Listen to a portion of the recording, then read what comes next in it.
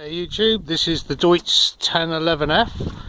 It's a 4-cylinder version on a Holman Compare C73, which I will go into a bit later on.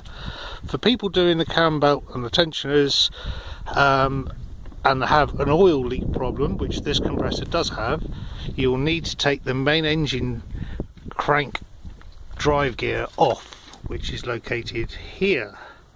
And to achieve this, you'll need to make up a kind of bracket to locate onto the flywheel or onto the pulley, and then exert pressure on this big bolt anti-clockwise to undo. Obviously you'll need a breaker bar, impact driver, or a big spanner with a bar on it. It is tight FT. Undo this bolt. And on this machine was going to change the oil seal.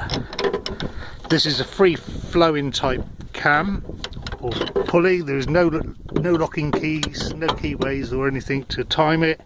Once this is off, this would be where the oil seal was. I drilled 2 small holes in the oil seal.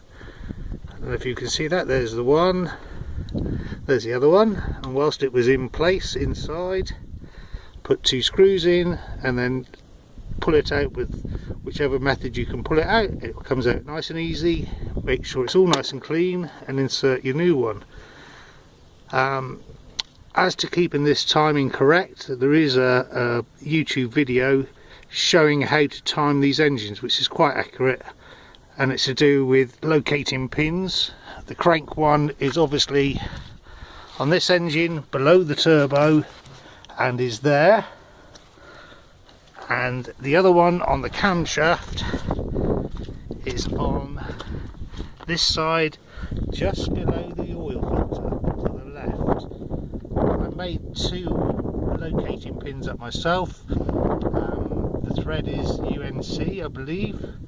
Very easy to make, very cost effective.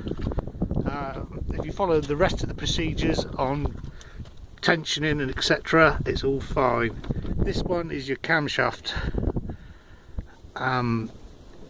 boss, which, as you can hear, it turns, because when you undo this to tension your belt, this is obviously a free flowing pulley until it's tensioned up with a 32 nut and a 22 bolt.